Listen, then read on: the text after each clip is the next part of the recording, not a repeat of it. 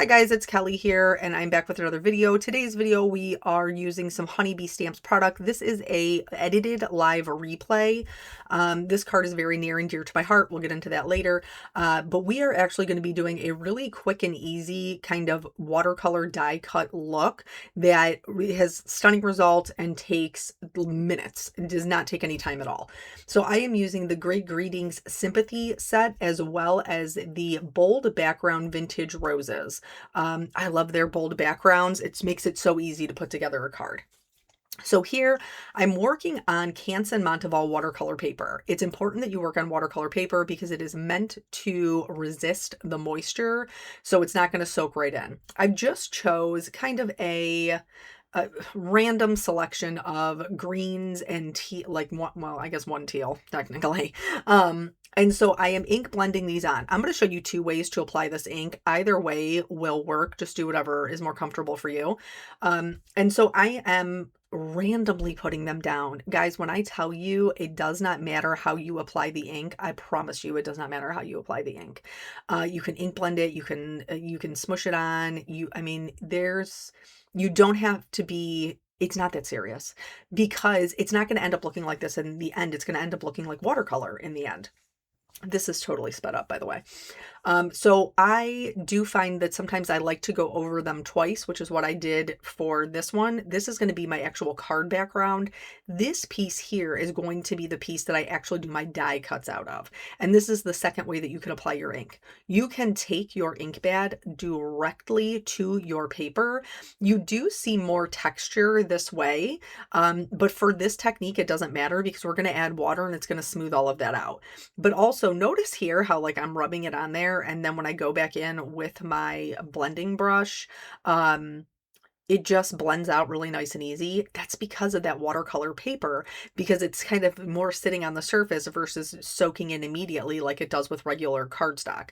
So here, even as we're bringing in, again, totally sped up, even as we're bringing in darker colors, when we're bringing in the ink blender, like for the most part, this is blending this out pretty well, where it would never do this on regular cardstock. So just keep that in mind. It has to be watercolor. It has to be watercolor paper. But also this is not, we're not going to be like precious about this because we're going to spray it with water and all this texture is pretty much going to go away anyway. So if you like a little bit of a heavier color with a lot less work, just ink smush it. And then, you know, you can, unless you're trying to like bulk up your forearms, which I find when I am using the blending brushes, that it definitely, it definitely is a workout for my forearm muscles. So then here, this piece, and just to be clear, I buy the larger Canson Monteval watercolor like pads. I buy the ones that are glued together, and then I cut them down because it is a lot cheaper. So that's why you can see they're a little bit bigger pieces. I don't buy them pre-cut most of the time. Though that is nice to have when you're doing like a card. I find that I would rather save the dollars. So here I've picked out some pinks, some corals, and some oranges. This is going to be what I die cut my roses out of. So I have the background that is green, the leaves that are green, and then this is going to be for the actual flowers. You can do, you know, whatever colors make you happy. This card, like I said, very near and dear to my heart. Here, like you can see how like juicy that ink pad is, that Band Coral, and it still blends out pretty well. So now once I'm done with that, I am going to go ahead and start my die cutting. This is the background. The one on the green is the background for the vintage flowers. I believe that there's also leaves in this set, but I did not cut them out. Here, sometimes when you've just freshly inked something, that moisture can make it so that the low tack tape finds a hard time sticking to it. So in that case, I tape my dies to themselves, and then I put a piece of tape on another piece of tape that's already down there, and I wrap it around the back, and this will hold my dies in place so that I can run them through my die cutting machine. So like if you have like freshly inked paper and your tape just isn't sticking, try that. Try taping it to the back. And then here I did have to run this through because watercolor cardstock is a little bit thicker. So when I ran my watercolor paper through, I did it the first time. I popped out that little guy at the bottom. My larger piece, the more intricate piece, was not ready to be done yet. So I just ran it back through another time. Canting it a little bit can sometimes help as well because it applies pressure to different places. So that can help in like to help cut out like the more intricate pieces. And then here I'm just picking up my little pieces. I'm putting all of them into my little craft catcher so that I can keep track of them. With the bold backgrounds, you do cut multiples of the same thing. So like I had to cut 2 of the larger roses, 3 of the mid-size, and 3 of the small. So that's why that piece was so big, because I have so much to die cut out of it. So now we have everything laid out. And here is where this one on the right is the one that we smushed our pad to. See how much more textured it is versus the one on the left with this smoother. But here, when we add the water, and I'm just using a water bottle, I'm just going to spritz over everything. I told you it was fast and easy and took like no time at all, and I genuinely meant it. So I'm just spraying this down. You can be as generous with it as you would like. The more water you add, the more your pigment's going to move. The less water you add, the less it will move. So it just depends on what kind of look you're going for. You can see that the pieces up front here, like the background, how it's kind of bubbling up, like the middle is coming up because of the moisture, and then the ink is running off the edges. I'm just going to absorb that up, and I'm just going to let it just do its thing. I want the texture from the water. I didn't add a ton because I didn't want it to be too smooth. I do like the watercolor texture look. And then I am going to go ahead and dry these down with my heat tool. The bigger pieces were easier. Someone suggested in the live to put the littler pieces on a like a grip mat, and or what do they call them? Like the photopolymer, like the grip mats, the stamp wheel mats, which was brilliant, except for I don't know if it's because all watercolor paper has a texture to it. Watercolor paper doesn't stick as well to a kind of sticky mat, like regular cardstock. So it did work-ish, but I had to kind of hold it in place. And then here, after everything is dry, I'm going to go back in with a little bit of ink and just add a little bit of extra shading over top of it. So I'm adding a little bit to the greenery, and then I'm going to add a little bit of the coral to each of the pieces for the flowers. You don't have to do this. You could totally skip it. I feel like it adds a lot of dimension, and I really liked that. So you may have noticed from the title that that there is a changing of things going on. So I just want to mention it briefly, and then we're going to talk about who this card is for, because that's much more important. So Honeybee, I have been doing their live streams and their release parties and stuff, and that's kind of been a part-time gig for me for about a year and a half. They are restructuring, so I will no longer be doing their live streams, and I will no longer be doing their release parties. However, we will still be working together in the same capacity that we always have. So I will be going back to doing my regular, like my previous design team duties, where I'm just making pre-recorded videos just like this one. I'm making those pre-recorded videos. I know that there were a lot of people like in the live stream who were disappointed that I was not going to do the live streams. Please know I'm still doing live streams on my own channel. And I still intend to do that. I just because the things with Honeybee, like we tried it didn't work out. It was like I love them and I love their products, but I feel like all I ever make is Honeybee, which I don't want to do. I'm just being candid. I love their products. I've worked with them for years. I hope to continue to work with them, but I feel like that is genuinely all that I make is just Honeybee items. And so I'm excited to be able to go back to kind of making whatever I want to make whenever I want to make it, to be quite honest. Like that's what I went into business for myself for. But they are still wonderful. They've been so generous with me. And ultimately I am endlessly grateful for the opportunity for that job, because that job allowed me to be with my mother and not have to be stressed out about money. Because working for yourself, if you're not working, you're not getting paid. So picking up that part-time job with them allowed me to still work, and have a steady paycheck without having to constantly be in front of the camera. So I'm super, super grateful for that opportunity to do that. And I am also completely okay with the fact that that is over. And I can go back to my regularly scheduled programming. So with that said, like I'm still excited to work with their products. I still love them very much. Lisa and I have been friends for years, and Melissa's always been wonderful. And so I'm excited to still continue working with them. Um, just it will just be what it used to be a year and a half ago. So anyway, with that said, here I am, the middles, I'm not chasing those bits around, guys. Like we know who I am. I'm not chasing them little bits around. So it's easier to just press them into the ink pad, which is exactly what I did. And then here I'm going to adhere this down to our watercolor base that we have created. And they are done with the same colors, but obviously they do look different because one was done with the ink blending, which is a softer color, and one was done with the ink smushing, which is a little bit of a darker color. Plus, remember, we went back and inked over top of the leaf portion, so that's also going to make it darker. And then from here, these bold backgrounds also have the layering guides, which Honeybee does so well. So I just pulled up my little layering guide and I'm going to put them together. I'm only going to show you one of each. I've used this one in the past before. So I'm going to show you just one of each, and then we'll move on. Like I think was pretty much the end of the live stream once I did all those together. So in addition to that change, there is another change that I am making. And kind of touched on this a while ago when I first started working for myself.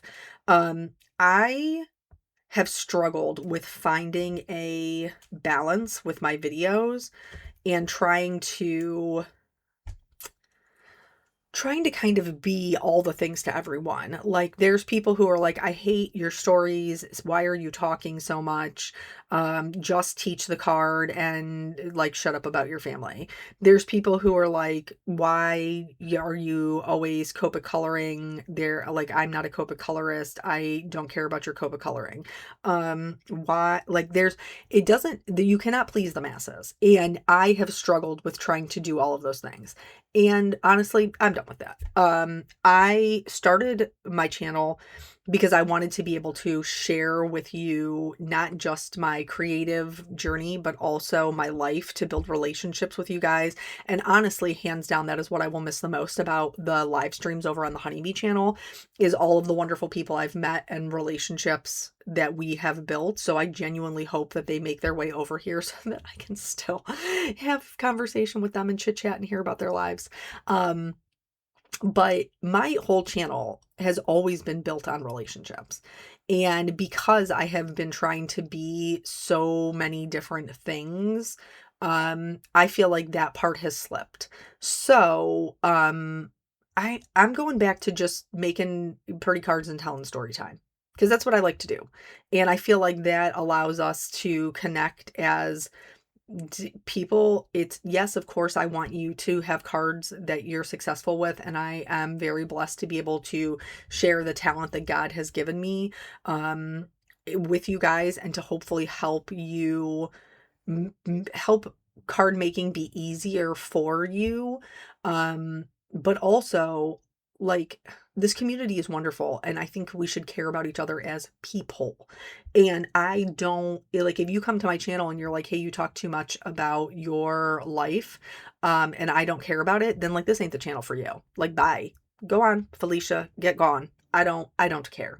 I'm done worrying about that stuff, because the people who are my people will find me, and I'm good with that. I think that I'm not perfect. I absolutely have made my mistakes over the years, and there are things that I struggle with, and I'm sure I'll continue to struggle with those things.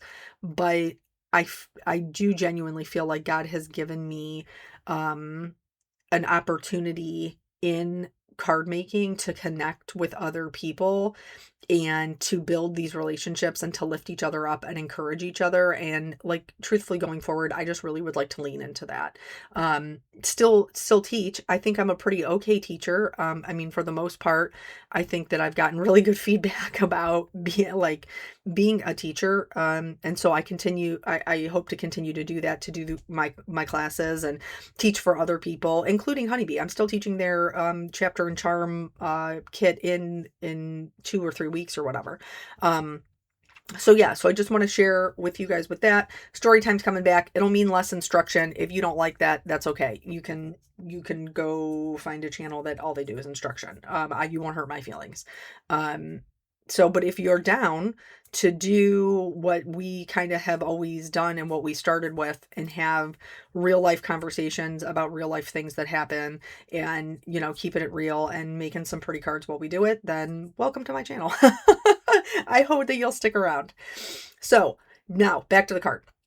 So here, I can't help myself. I'm going back in. This is another thing that I struggled with the live streams, because like there would be comments where people would be like, I'm not a colorist, or I don't like, so I would always be trying to come up with something else in the lives that wasn't coloring, which is why I didn't even add this coloring until after the live stream was over. But it didn't look like a card that I made without that kind of detail work. And this card is for my friend Angie. Angie and I have been friends for 20 some years. She was in both of my weddings. She was a reader in the first one, a bridesmaid in the second one. I've watched her kids grow up and get married and just have, her first grandbaby. And God, a month ago, 2 months ago, she was diagnosed with stage 4 colon cancer. And so the girls at work wanted to put together a basket for her, which is fantastic. So when Eric came home, because Eric is now her boss, I don't work there anymore, but Eric is now her boss. And so he was like, hey, can you make a card for Ange? Of course I can. So I'm in the midst of trying to put together a fundraiser for her as well. But this card went into her little basket. And so I did want it to be special, and I wanted it to look like a card that I made, because I was making it thinking of her. So there you saw, we did the dark green on the sentiment that says sending prayers. And then I stacked that onto some white to give it a little bit more heft. But I also stacked them a little bit offset because the green was kind of hard to read on the green background. So the white is going to give it like a little break, a little breather. I did trim off my just a little bit on the actual painted panel, painted ink smushed panel, because I wanted to be able to see the green in the background. And then I scored my card base because I'm actually going to stamp an inside sentiment. So Honeybee has these great inside sentiments. The one on the left is called God's Love. The one on the right is called Condolences. I'm using a little bit from each one to stamp the inside of the card. That's probably hands down, I think, one of the most challenging things about making handmade cards is then there's no inside sentiment like pre-printed from Hallmark. So you kind of got to make up your own stuff. And if you're not feeling like you're particularly well versed in what you need to say, it's nice to have a stamp to put in there. And so I really like the inside sentiments. My girlfriend Angie is a devout Christian. And so the sentiments that I chose to put in there are really reflective of our faith. And but I also wanted to leave room for all the girls at work to be able to sign, and write their messages. So here, when I'm putting a card together, you guys don't usually see this part. When I'm putting a card on a card base, I like to do it while it is open.